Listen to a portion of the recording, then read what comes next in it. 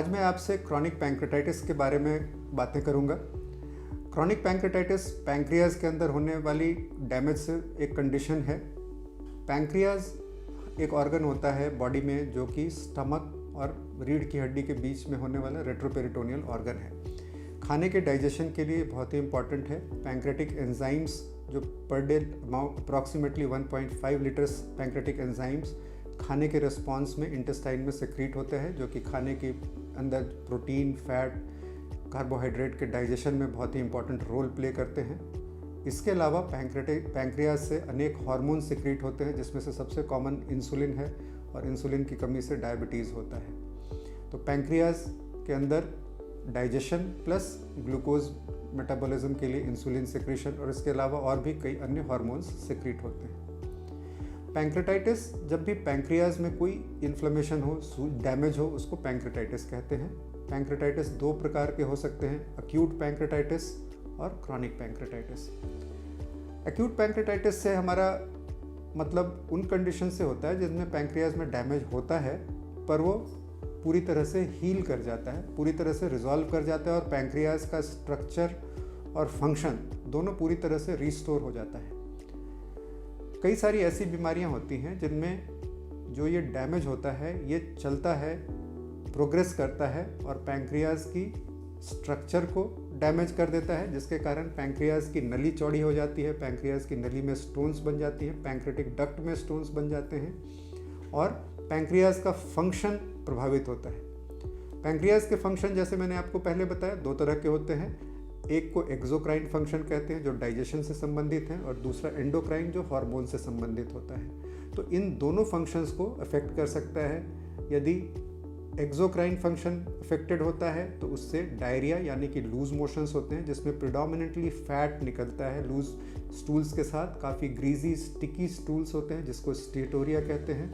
और endocrine dysfunction होने से डायबिटीज़ हो जाती है। इसके अलावा पैंक्रियाज की परमानेंट डैमेज से पैंक्रियाज की डक्ट में रुकावट या पथरियां बन जाती हैं जिससे पेन होता है। तो एसेंशियली ये तीन लक्षण पैंक्रेटाइटिस के मेन, क्रॉनिक पैंक्रेटाइटिस के मेन लक्षण होते हैं: पेन, डायरिया और डायबिटीज़। क्रॉनिक पैंक्रेटाइटिस अनेक कारणों से हो सकती है, जिसमें से सबसे इम्पॉर्टेंट और प्रिवेंटेबल चीज़ अल्कोहल होती है। एक्सेसिव क्वांटिटी में अल्कोहल, लार्ज क्वांटिटीज़ एक टाइम में लेना अल्कोहल पैंक्रियाज को डैमेज कर सकता है। इसके अलावा कई मेटाबॉलिक कंडीशंस होती हैं, जैसे कि बॉडी में ट्राइग्लिसराइड, कोलेस्ट्रॉल का एक टाइप होता है ट्राइग्लिसराइड, वो बढ़ा होना, हाइपरकैल्सीमिया, कैल्शियम बहुत ज़्यादा बढ़ा होना। ऑटो इम्यून पैंक्रेटाइटिस एक रिसेंटली अभी बीमारी है जो IgG4 एक एंटीबॉडी होती है, उसके ज़रिए पैंक्रियाज में डैमेज होने से होती है।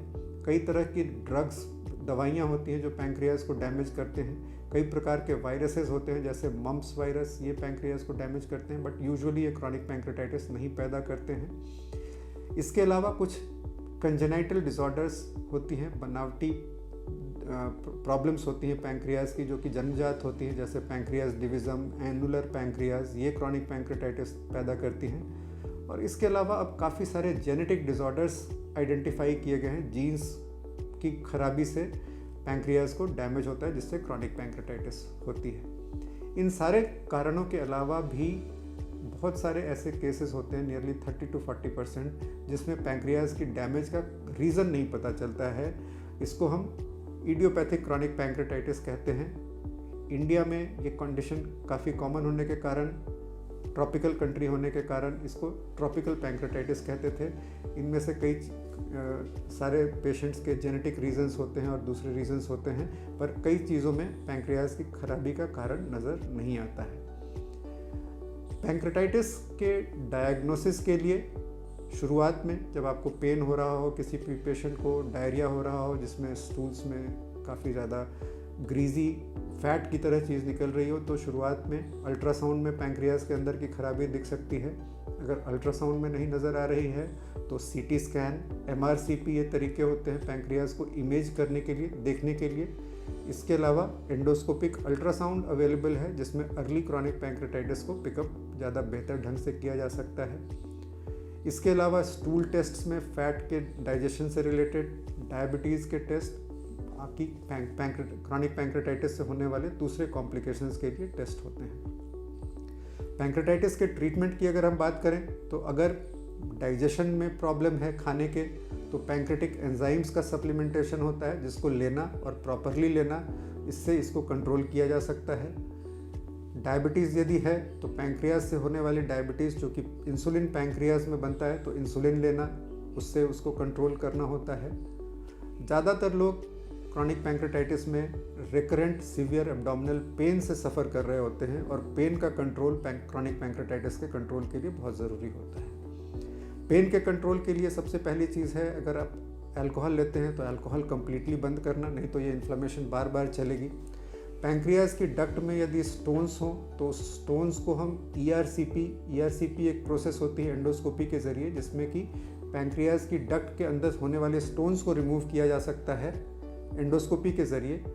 और इसके साथ ही ESWL यानी कि बाहर से लेज़र वेव्स के ज़रिए स्टोन्स को ब्रेक किया जा सकता है और बाद में उसको एंडोस्कोपी के ज़रिए और आसानी से निकाला जा सकता है। पैंक्रियाज की नली में स्टेंट डालना, यानी ERCP के थ्रू पैंक्रियाज की डक्ट में एक पाइप डालते हैं प्लास्टिक की, जिससे पैंक्रियाटिक डक्ट का रुकावट दूर होता है और दर्द में आराम पड़ता है। तो ये कॉमन इंटरवेंशंस एंडोस्कोपी के ज़रिए होती हैं, जिससे क्रॉनिक पैंक्रेटाइटिस के पेन में रिलीफ होता है। अगर स्टोन्स काफ़ी बड़े हों, निकल नहीं रहे हों, रुकावट हों, तो अलग अलग तरह के सर्जिकल प्रोसीजर्स होते हैं, जिसके ज़रिए सर्जरी के ज़रिए स्टोन्स को रिमूव करके पैंक्रियाटिक डक्ट को स्मॉल इंटेस्टाइन से डायरेक्टली जोड़ सकते हैं, एनास्टोमोज कर सकते हैं, जिससे पेन में रिलीफ मिलता है। इसके अलावा सिंपल एनाल्जेसिक्स लेना, सीलियक प्लेक्सस ब्लॉक, ये दूसरे और तरीके हैं पेन को कंट्रोल करने के लिए। तो क्रॉनिक पैंक्रेटाइटिस यदि है तो कारण को कंट्रोल करना और उसके कॉम्प्लिकेशंस को कंट्रोल करना, और पेन जो एक इम्पॉर्टेंट प्रॉब्लम होती है क्रॉनिक पैंक्रेटाइटिस के पेशेंट्स में, उसके लिए अलग अलग तरह के इंटरवेंशंस होते हैं।